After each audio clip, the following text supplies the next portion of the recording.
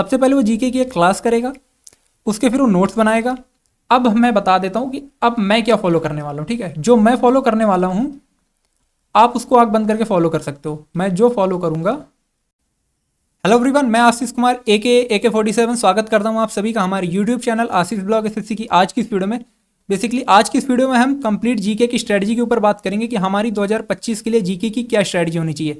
जैसे आपको भी पता है कि अब सीजीएल हो या सीएचएसएल हो या फिर सीपीओ का एग्जाम हो तो ज़्यादा दिन नहीं बचे हुए हैं, ठीक है। अगर मैं सीजीएल के लिए बात करूँ तो मेरे पास लगभग 75 से 80 डेज और सीपीओ के लिए लगभग 90+ डेज बचे हैं। तो मतलब लगभग 3 महीने से ज़्यादा का टाइम अब हमारे पास नहीं है। तो इतने कम टाइम में हम कोई भी पेड कोर्स लेकर के तो जीके का सिलेबस कवर नहीं कर सकते हैं, ठीक है। तो उसके लिए अब हमारी क्या स्ट्रैटेजी होनी चाहिए कि कम टाइम में भी हम ज़्यादा से ज़्यादा स्कोर कर सकें। तो बिना देर किए हुए वीडियो को स्टार्ट करते हैं। अगर आपको वीडियो पसंद आती है तो वीडियो को लाइक कर देना, शेयर कर देना, और अगर अभी तक आपने हमारे चैनल को सब्सक्राइब नहीं किया तो बहुत ही इंपॉर्टेंट और बेनिफिशियल कंटेंट मैं प्रोवाइड करता हूँ, तो उसके लिए आप हमारे चैनल को सब्सक्राइब भी कर सकते हो। तो बिना देर किए हुए अब हम वीडियो को स्टार्ट करते हैं। तो मैं एक काम करता हूँ, मैं खुद को थोड़ा सा हाइड कर देता हूँ, ठीक है। जब भी मुझे ज़रूरत लगेगी तो मैं खुद को विजिबल कर लूँगा, ठीक है। ओके, तो देखो यहाँ पे मैंने टाइटल लिख रखा है सीजीएल 2025 जीके स्ट्रेटजी, ठीक है। देखो सबसे पहले मुझे करना क्या होता है, इसके जो जीके को कवर करने के क्या पिलर्स होते हैं। बेसिकली एक जो बंदा होता है जो अगर उसको सिलेबस कवर करना है तो वो कैसे कवर करेगा।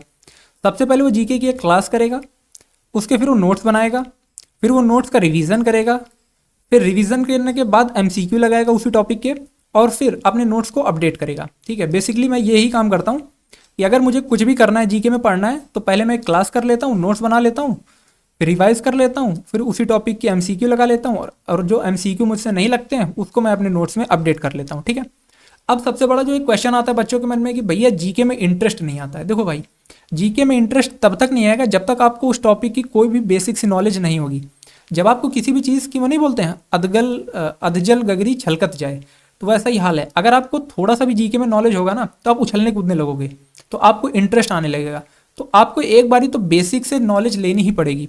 बेसिक नॉलेज लेने का क्या अभी हमारे पास टाइम है? अभी तो बेसिकली टाइम है नहीं कि हम बेसिक से नॉलेज ले सकें। उसके लिए भी क्या डिफरेंट तरीके हैं, क्या सोर्सेज हैं, वो मैं भी बताता हूँ, ठीक है। तो बात करूँ तो बेसिक नॉलेज होनी चाहिए, जो सतह की नॉलेज है वो हमें होनी चाहिए, क्योंकि जब बेसिक नॉलेज होगी तो हम रिलेट करके चीज़ों को समझ पाएंगे और हमें इंटरेस्ट भी आएगा थोड़ा सा, ठीक है। अब सबसे बड़ी बात ये कर लेते हैं कि अगर आपको लगता है जीके में सिर्फ नोट्स बनाने से मार्क्स आएंगे तो ऐसा बिल्कुल नहीं है, ठीक है। इसका क्या मतलब है भैया? अगर तुम्हें लगता है कि तुमने क्लास कर ली, तुमने नोट्स बना लिए तो मार्क्स आ जाएंगे, नहीं आएंगे, ठीक है। बाकी सब्जेक्ट में आप नोट्स और रिवीजन कर लेते हो तो मार्क्स में रैपिड ग्रोथ आती है, लेकिन जीके में ऐसा नहीं होता है। क्यों जीके में ऐसा नहीं होता है? क्योंकि जीके में क्वेश्चन पूछने के डिफरेंट तरीके भी होते हैं, ठीक है। एलिमिनेशन तरीका आप लगाते हो सॉल्व करने के लिए, ठीक है। बहुत से टेक्निक्स का आप यूज़ करते हो। तो बेसिकली जीके में अगर आपने नोट्स भी बना लिया और रिवीजन भी कर लिया तभी भी आप उतना अच्छा स्कोर नहीं कर पाओगे, ठीक है। आगे क्या लिखा हुआ है? आगे लिखा हुआ है कि जीके में नोट्स प्लस रिवीजन से थोड़ा सा ही फर्क होगा। जीके का जो राज है वो एमसीक्यू प्लस टॉपिक वाइज में छुपा है, जिससे आपके डायरेक्ट 10 से 15 मार्क्स बढ़ेंगे। ये क्या बोल रहे हो भैया?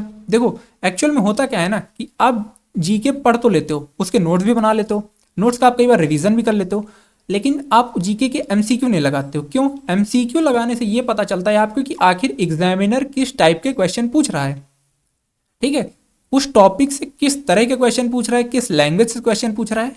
तो आपको एग्जामिनर का माइंड रीड करना होता है एक तरीके से। एमसीक्यू के थ्रू ये पता चल जाता है कि पिछले सालों में इस तरीके का पैटर्न था तो इस टॉपिक से इस तरह के क्वेश्चन आते हैं, तो मुझे यहाँ पे फोकस करना है, ठीक है।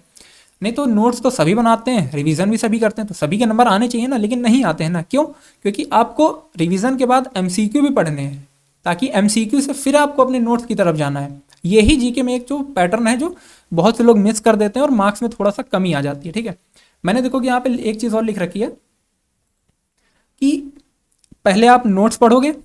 अगर आपने जीके में नोट्स बनाए तो आप 8 से 10 नंबर ला सकते हो। आपने जीके के नोट्स बनाए और नोट्स को पढ़ लिए, ठीक है, तो आप 8 से 10 नंबर ले आओगे, क्योंकि आपको चीज़ें रिलेट हो गई हैं, तो आप रिलेट करके काफ़ी हद तक 5-6 से 7 क्वेश्चन कर लोगे।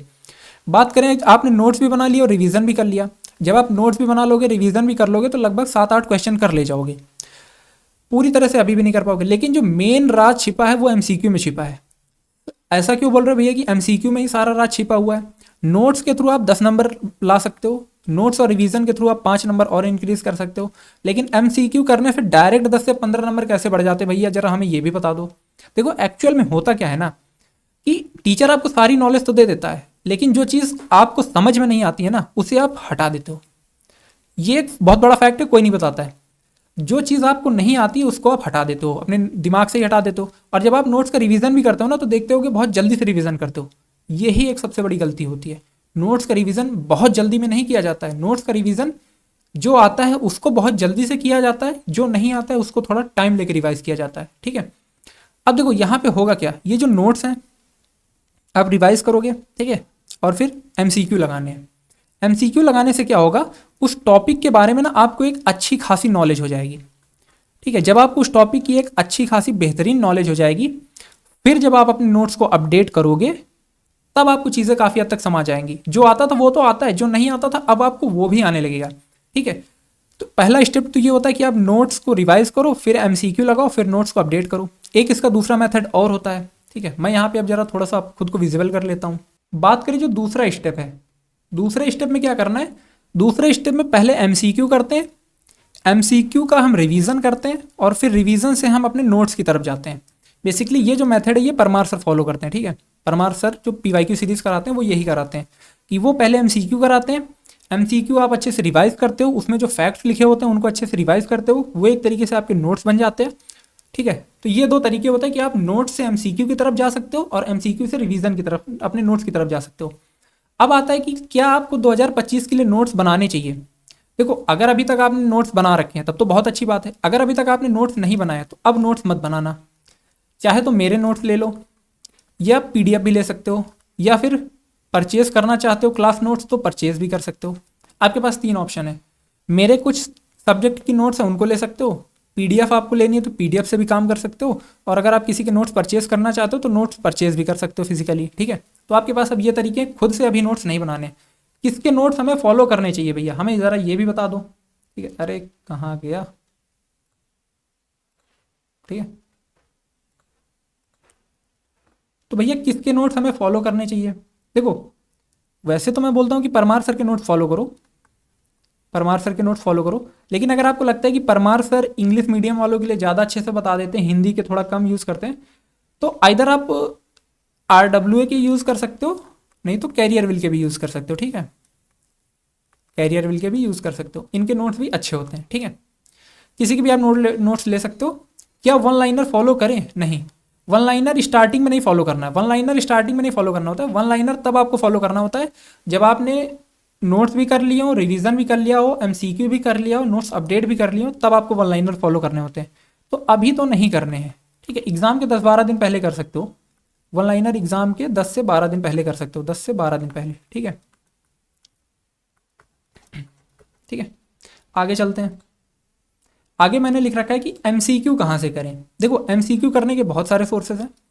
आप एक तो जीके पीवाईक्यू फॉलो कर सकते हो, बट ये मिक्स होती है। जीके पीवाईक्यू जो होती है परमार सर की, ये मिक्स्ड होती है, ठीक है।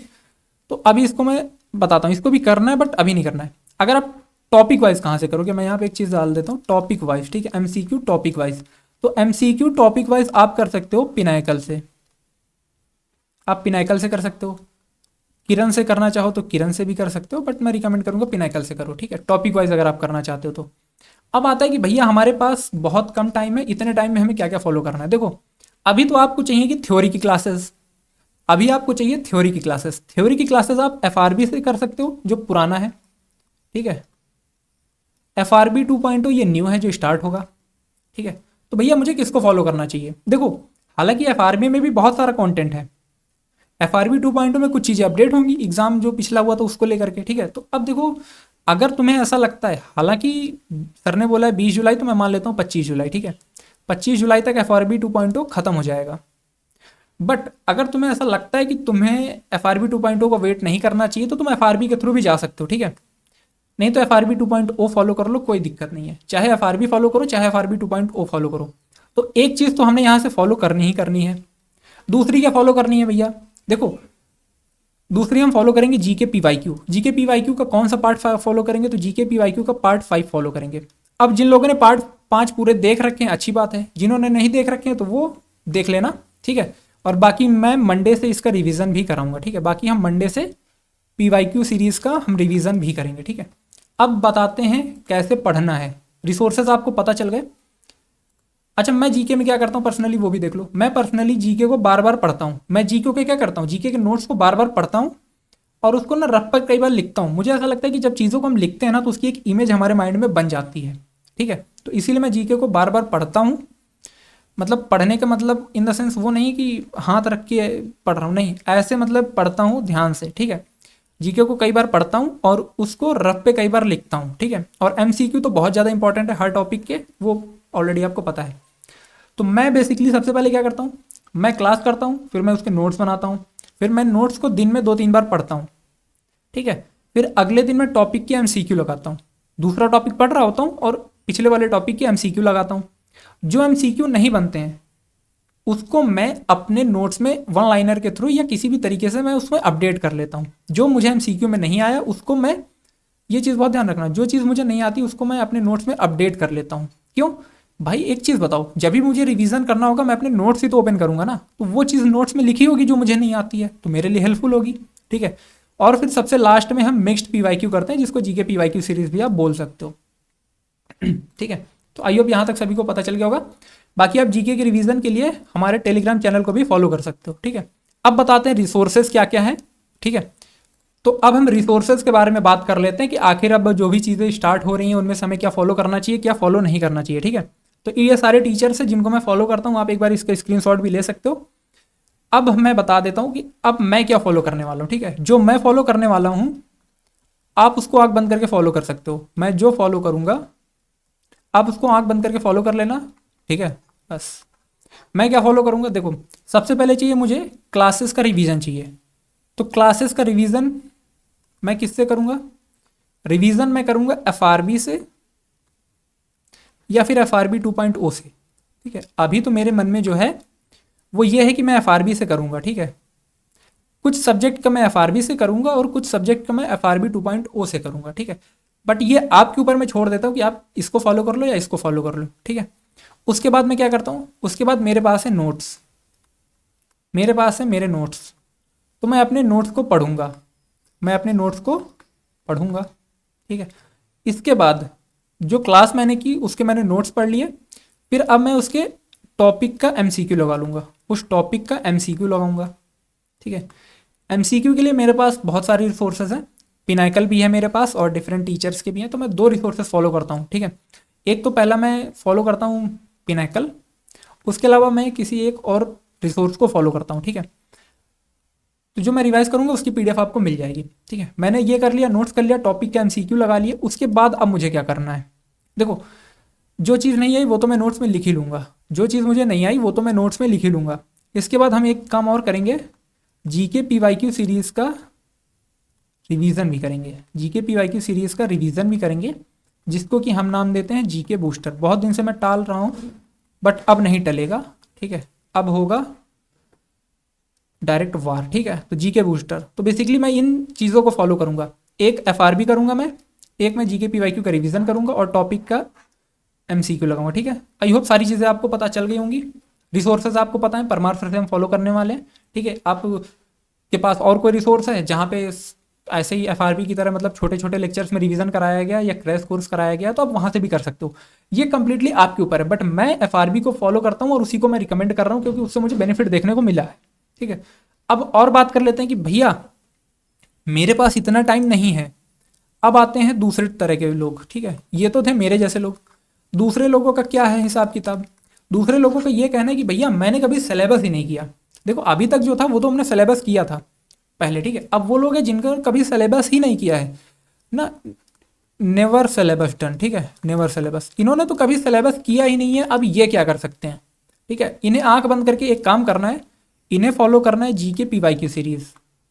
लेकिन जीके पीवाईक्यू सीरीज को भी ऐसे नहीं फॉलो करना है, इसको भी फॉलो करने की एक टेक्निक है। उस टेक्निक को क्या कहेंगे, देखो जब भी आप जीके पीवाईक्यू सीरीज के क्वेश्चन लगाओगे तो आप देखोगे कि कुछ क्वेश्चन हिस्ट्री से होंगे, होंगे कि नहीं होंगे, ठीक है। कुछ क्वेश्चन ज्योग्राफी से होंगे, ठीक है। कुछ क्वेश्चन पॉलिटी से होंगे, कुछ क्वेश्चन इकोनॉमिक्स से होंगे, ठीक है, इकोनॉमिक्स से होंगे। कुछ क्वेश्चन साइंस से होंगे और कुछ क्वेश्चन स्टैटिक से होंगे या फिर करंट स्टैटिक से होंगे, ठीक है। अब क्या करना है, एक जीके पीवाईक्यू का लेक्चर, एक लेक्चर को करने में आपको लगेंगे 3 दिन, एक लेक्चर को आप करने में आपको लगेंगे 3 दिन। भैया ये क्या बकवास बता रहे हो, ऐसे कैसे 3 दिन लगेंगे। देखो अभी हम क्या जो फॉलो करेंगे ना, देखो जो हिस्ट्री का है, हिस्ट्री में अगर 3-4 क्वेश्चन है तो इसका मतलब 1 या 2 टॉपिक होंगे, समझना। ज्योग्राफी का 1 या 2 टॉपिक होंगे, ठीक है। पॉलिटी का 1 या 2 टॉपिक से क्वेश्चन होंगे। इकोनॉमिक्स में 1 या 2 टॉपिक से क्वेश्चन होंगे, ठीक है, 1 से 2 टॉपिक, ठीक है। साइंस में 1 टॉपिक या 2 टॉपिक का क्वेश्चन होगा। स्टैटिक, करंट स्टैटिक में, ठीक है, 1 से 2 टॉपिक का क्वेश्चन होगा, या 3 टॉपिक हो सकते हैं, ठीक है, वो अलग चीज़। देखो अब इसमें जो हिस्ट्री के 2 टॉपिक है ना, तो मैं क्या करूँगा, पहले दिन, ठीक है, 3 दिन है, पहला दिन, दूसरा दिन, तीसरा दिन। पहले दिन मैं क्या करूँगा, पहले दिन मैं एक हिस्ट्री का टॉपिक कवर करूँगा पूरा, क्योंकि ये इंपॉर्टेंट टॉपिक के क्वेश्चन होंगे, ठीक है, ये इंपॉर्टेंट टॉपिक के क्वेश्चन होंगे। तो एक हिस्ट्री का टॉपिक कवर कर लूँगा, एक ज्योग्राफी का टॉपिक कवर कर लूँगा, एक पॉलिटी का टॉपिक कवर कर लूँगा, ठीक है।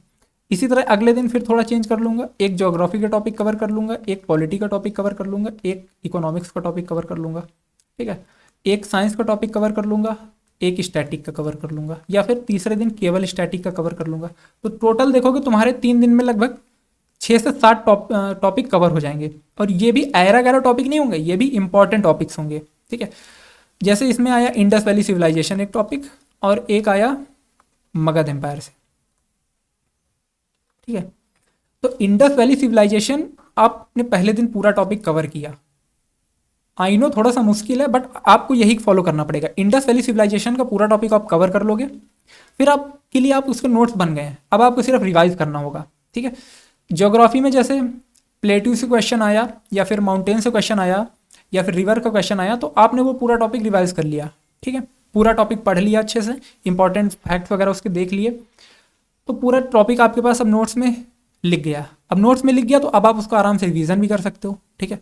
समझ गए होगे मैं क्या बताना चाह रहा हूँ। इस तरीके करके आपके 3 दिन में 6 से 7 टॉपिक कवर हो जाएंगे, और ये सारे इंपॉर्टेंट होंगे। ऐसे ही करके आप अगर इसको फॉलो कर ले तो लगभग 50 से 60 दिन तो आपके सारे टॉपिक देखोगे इंपॉर्टेंट कवर हो जाएंगे। और लास्ट में आपको मिक्स्ड प्रैक्टिस करनी है लास्ट के 20 दिन। तो ये काम कर सकते हैं वो लोग जिन्होंने कभी सिलेबस वगैरह नहीं कवर किया है। बाकी जिन्होंने कभी भी सिलेबस कवर किया है वो मेरी इस स्ट्रेटजी को फॉलो कर सकते हैं। आप FRB को फॉलो कर लो या FRB 2.0 को फॉलो कर लो, उसके बाद टॉपिक के नोट्स आपके पास होंगे ही, नहीं है तो बनाना मत, परचेज कर लेना या PDF डाउनलोड कर लेना जो मैंने दे रखी हैं। टॉपिक की MCQ लगाना मस्ट है। देखो टॉपिक की MCQ लगाना मस्ट है, क्योंकि अगर आप टॉपिक की MCQ नहीं लगाओगे तो आप लैंग्वेज नहीं समझ पाओगे कि कहाँ से क्वेश्चन पूछा जाता है वो नहीं समझ पाओगे, क्वेश्चन को कैसे टैकल करना है वो नहीं समझ पाओगे, ठीक है। और फिर GK PYQ का भी रिवीजन आपको करना मस्ट है। तो ये स्ट्रेटजी आप फॉलो कर लो, ठीक है। बाकी नोट्स वगैरह जो मेरी तरफ से होंगे वो आपको मेरे टेलीग्राम चैनल पे मिल जाएंगे, जिसका लिंक जो है वो डिस्क्रिप्शन पे दे रखा है मैंने, ठीक है। टेलीग्राम चैनल आप डिस्क्रिप्शन से ज्वाइन कर सकते हो, वहाँ पे आपको नोट्स PDF शेड्यूल वगैरह सारा कुछ मिल जाता है, और ऑलरेडी बहुत सारा कुछ मैंने दे रखा है। बेसिकली आपको ये डाउट था कि कहाँ से आपको क्या पढ़ना है, तो सब कुछ मैंने बता दिया, क्या स्ट्रेटजी होती है वो भी मैंने बता दी, ठीक है। तो आप इसको फॉलो कर सकते हो। 1 मिनट में क्विक रैप अप रिवीजन बता देता हूँ कि आखिर मैंने बताया क्या, ठीक है। देखो ये सारे बच्चे करते हैं, यही आपको भी फॉलो करना पड़ेगा। क्लास आप FRB से कर सकते हो, नोट्स आपके पास हैं, नहीं है तो PDF से कर लेना। रिवीजन आपको नोट्स का 2-3 बार पढ़ना पड़ेगा। MCQ आपको लगाने पड़ेंगे टॉपिक वाइज भी और मिक्स्ड भी। जो नहीं आता है उसको अपने नोट्स में अपडेट कर लेना, क्योंकि लास्ट मोमेंट में आप नोट्स ही रहेंगे आपके पास। GK में इंटरेस्ट नहीं आता है तो भाई अगर बेसिक की नॉलेज नहीं है GK की तो इंटरेस्ट नहीं आएगा, जाहिर सी बात है, ठीक है। सिर्फ नोट्स और रिवीजन से काम नहीं चलेगा, आपको MCQ भी लगाने पड़ेंगे और टॉपिक वाइज भी लगाना पड़ेगा, ठीक है। 2025 के लिए नोट्स नहीं बनाने, PDF से काम कर लो या फिर परचेज कर लो, ठीक है। और जो मैं GK बूस्टर दूंगा, GK PYQ का रिवीजन, उसको भी फॉलो कर लेना। वन लाइनर अभी नहीं फॉलो करना है, वन लाइनर हम लास्ट के 20 दिनों में फॉलो करेंगे, ठीक है। वो भी नेसेसरी नहीं होता है फॉलो करना। जिसके नोट्स, किसके नोट्स फॉलो करने हैं, इंग्लिश मीडियम वाले परमार सर के कर सकते हो, हिंदी मीडियम वालों को समझ आता है तो फॉलो कर लो, नहीं तो आप RWA या फिर कैरियर विल के नोट्स को फॉलो कर सकते हो। MCQ के लिए टॉपिक वाइज पिनाकल से कर सकते हो, और मिक्स्ड के लिए GK PYQ सीरीज या फिर हमारी GK बूस्टर सीरीज को फॉलो कर सकते हो। लेक्चर आप FRB या FRB 2.0 से कर सकते हो। मैं कुछ सब्जेक्ट FRB से करूंगा और कुछ FRB 2.0 से करूंगा। बाकी GK का PYQ पार्ट 5 आपको फॉलो करना है, 1 2 3 4 नहीं फॉलो करना है, केवल पार्ट 5 फॉलो करना है, और जो मैं रिवीजन करूंगा उसको फॉलो करना है, ठीक है। मैं नोट्स को बार बार पढ़ता हूँ और रफली उसको नोट करता हूँ, और MCQ लगाता हूँ टॉपिक वाइज भी और मिक्स्ड भी। ठीक है। बाकी ये आप देख सकते हो मैं इस तरीके से पढ़ता हूँ, इसी तरीके से आपको नोट्स को जीके को पढ़ना होगा और टॉपिक वाइज तो लगाना मस्ट है भाई। ठीक है, जीके में अगर आप टॉपिक वाइज नहीं करते हो, जीके में अगर आप टॉपिक वाइज प्रैक्टिस नहीं करते हो तो बहुत पीछे रह जाओगे मेरे भाई। ठीक है, तो टॉपिक वाइज प्रैक्टिस करनी मस्ट है। बाकी फिर मंडे से मिलते हैं, सारे नोट्स वगैरह आपको हमारे टेलीग्राम चैनल पे मिल जाएंगे जो कि लिंक डिस्क्रिप्शन में दे रखा है। ठीक है, ओके गाइज। हाँ, ओके गाइज, ठीक है, तो आज की वीडियो को यहीं तक रखते हैं। आई होप जो भी चीज़ें मैंने बताने की कोशिश करी होंगी आपको समझ में आ गया होगा। ठीक है, वीडियो पसंद आई है तो लाइक कर देना, शेयर कर देना, चैनल पे पहली बार है तो सब्सक्राइब भी कर लेना। ठीक है, मिलते हैं आपसे रात में लाइव में। We will meet in the next video, till then keep learning. जय हिंद।